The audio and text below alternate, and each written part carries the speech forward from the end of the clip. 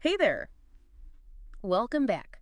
Today, we're going to be taking a deep dive into something that might just change your life. Hmm. Quitting caffeine. Ooh, interesting. We've got excerpts from an article titled Why Quitting Caffeine Could Transform Your Life, The Unexpected Benefits of Breaking Free. Yeah, And it's got some pretty compelling arguments. I bet. To be honest, it's making me reconsider my own 3 cups a day habit.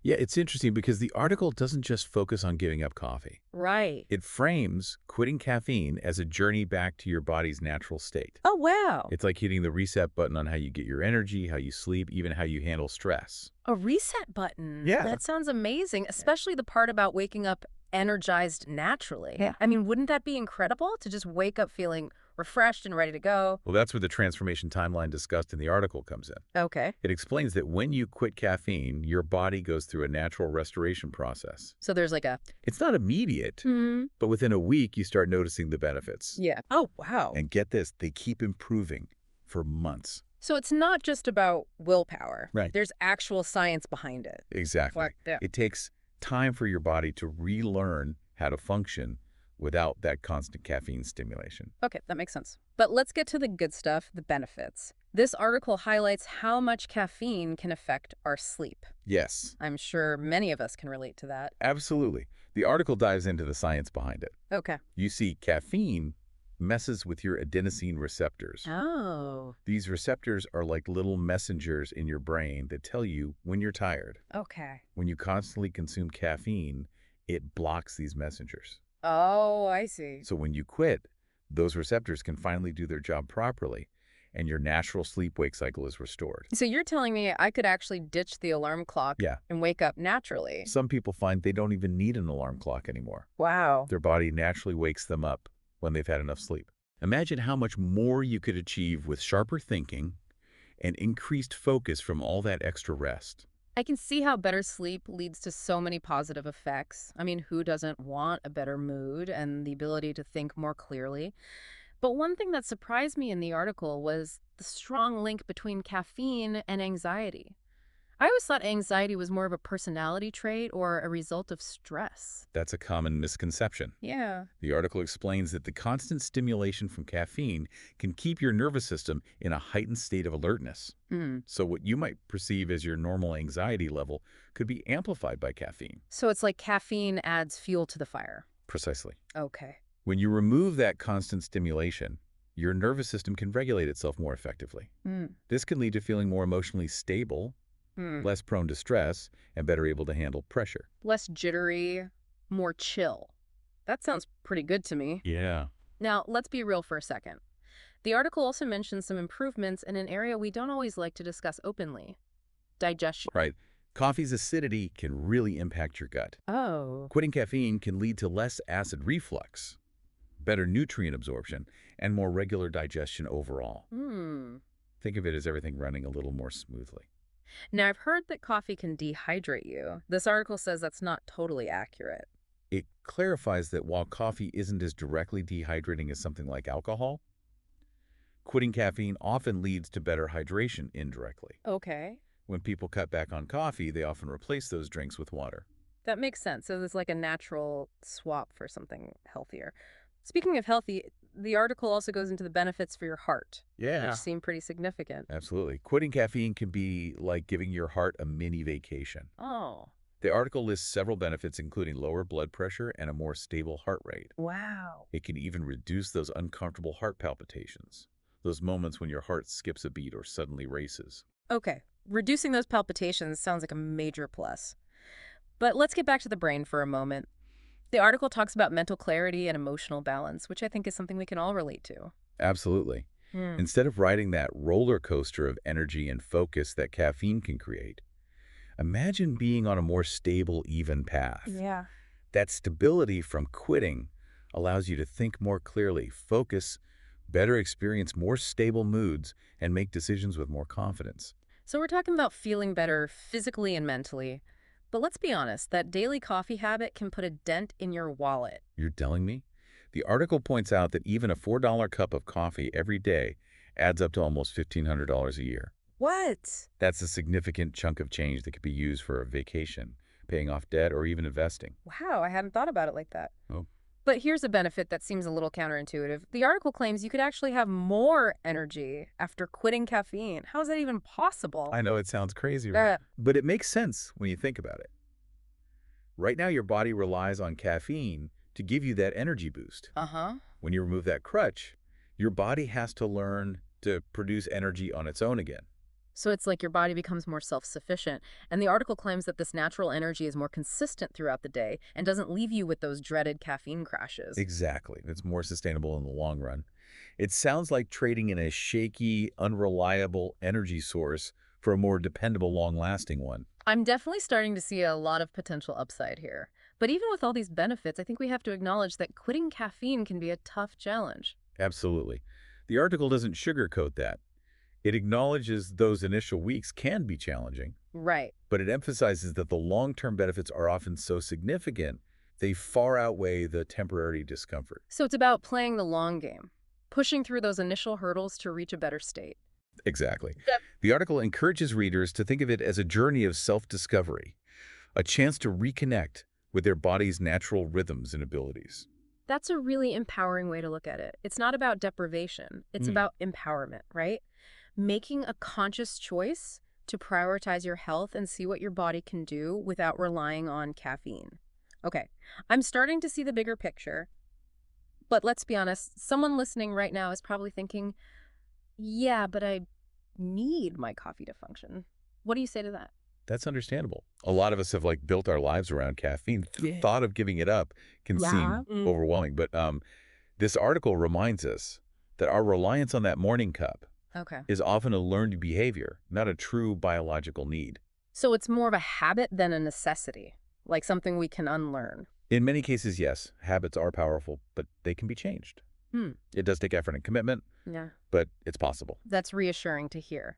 But let's address the big concern a lot of people have, withdrawal. That's what often keeps people from even trying to quit caffeine. The article doesn't shy away from the reality of withdrawal symptoms.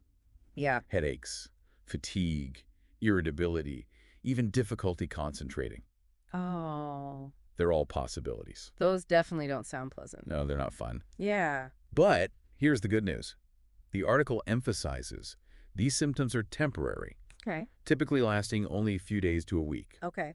Plus, remember those gradual reduction tips we discussed? Right. Easing off caffeine slowly rather than going cold turkey Yeah. can really make a difference. So it's about minimizing those withdrawal effects as much as possible. Exactly. It gives your body a chance to adjust gradually. Okay. And the article also highlights the importance of support, Right. friends, family, or even online communities. Yeah. Sharing the experience with others can make it much easier. It's true. Knowing you're not alone can make a big difference. Let's switch gears and talk about something more positive, that idea of unlocking your natural energy. The article talks about your body becoming more efficient at producing its own energy Yes. when it's not relying on caffeine. It's like your body rediscovers its own internal power source. Right. And as we discussed earlier, this natural energy is more consistent and sustainable Uh-huh. and doesn't leave you with those energy crashes. So it's like switching from a shaky, unreliable energy source Okay. to one that's more dependable and long-lasting. That's a great way to put it. Okay. And this shift to natural energy, according to the article, can have a huge impact on your overall well-being. You feel more grounded, more in tune with your body, and more capable of living a fulfilling life. Okay, I'm really starting to buy into this whole natural energy thing. But let's be real. There are going to be days when we all need an extra boost. Right. Those super busy days Yeah. or late night study sessions. What's the alternative to reaching for that extra cup of coffee? That's a great question. While the article doesn't offer specific alternatives to caffeine, Okay. it suggests that as you get in tune with your body's natural rhythms, Okay. you'll recognize signs of fatigue earlier and take steps to prevent burnout. Mm-hmm. Think of it as a more holistic approach to energy management. So it's about listening to your body and giving it what it needs, maybe a healthy snack, a quick nap, some fresh air. Exactly. It's about moving away from that quick fix of caffeine. I can see how quitting caffeine could be more than just a physical change. Yes. It could be the start of a healthier lifestyle overall. Absolutely. It's a conscious choice to prioritize your well-being in all areas of your life. It's not just about what you're giving up, but what you're gaining. Better sleep, reduced anxiety, improved digestion, a healthier heart, Right. clearer thinking. The article even mentions potential financial savings. It really does sound like quitting caffeine could be a pretty amazing investment in yourself. Yeah. But of course, it's a personal decision. Right. There's no right or wrong answer. Yeah. It's about weighing the potential benefits against the challenges and deciding what's right for you. Well said. Before we wrap up, I want to circle back to the article's overall message. Yeah. It's not just about listing the benefits of quitting caffeine. Right. It's about reframing our relationship with it. That's a key point. Yeah. The article challenges us to question our reliance on caffeine Okay. and consider whether it's truly serving us or holding us back from reaching our full potential. So it's about becoming more aware of how caffeine affects us, Yes. both physically and mentally, Exactly. and then making an informed decision about whether we want to continue that relationship Yeah. or explore life. Exactly. There's no pressure to make a drastic change overnight. Start small, experiment, and see what works for you. Maybe cut back gradually. Right. Or try swapping out a cup of coffee for a healthier alternative. Yeah. Even simply paying more attention to how you feel after consuming caffeine Right. can be insightful. It's about approaching this with curiosity and a willingness to learn, because in the end, this is about you and what makes you feel your best. You might even discover a whole new side of yourself, one that's calmer, more energized, more focused, Or and more in tune with your body's natural rhythms. a side that's free from the ups and downs of caffeine and ready to embrace the full potential of a balanced and healthy life. Okay, I think we've given our listener a lot to ponder. But before Yeah. we wrap up, I want to leave you with one final thought-provoking question. Good. What aspect of your daily life do you think would be most positively impacted if you had more natural energy and better sleep? That's a great question. It really gets you thinking about how these potential benefits could actually play out in your everyday life. It takes some time to really consider that question. Maybe jot down some thoughts in a journal or chat with a friend about it. And if you're feeling adventurous, maybe try a little caffeine-free experiment of your own. You never know what you might discover. That brings us to the end of our deep dive into the world of caffeine-free living. It's been quite a journey, hasn't it? We've explored the science behind caffeine's effects, the potential benefits of quitting, and even some practical tips for making the transition. We've talked about the challenges and the rewards, the physical and mental aspects. Ultimately, it comes down to the power of choice. And I think that's the most important takeaway here. This isn't about judgment or deprivation. Right. It's about giving you the information you need Yes. to make informed choices about your own health and well-being. Exactly. Whether you decide to try a caffeine-free lifestyle, reduce your intake, or continue enjoying your coffee with a newfound awareness of its effects, Right. the key is to be conscious and intentional in your choices. Knowledge is power. And in this case, it's the power to create the life you want. Exactly. A life that's energized, balanced, and truly aligned with your best self. We've only scratched the surface today. There's so much more to learn about caffeine and how it affects us. But hopefully this deep dive has provided a good starting point for you to explore further. It's been a fascinating discussion. Thanks for sharing your insights with us. It's been my pleasure. I always enjoy diving into these topics with you. And to our listener, we hope you've enjoyed this deep dive into the world of caffeine-free living. Maybe it sparked some curiosity, maybe it's challenged some assumptions, or maybe it's even inspired you to make a change in your own life. Whatever your takeaway, we encourage you to keep exploring, keep learning, and keep striving for that best version of yourself. Until next time, stay curious.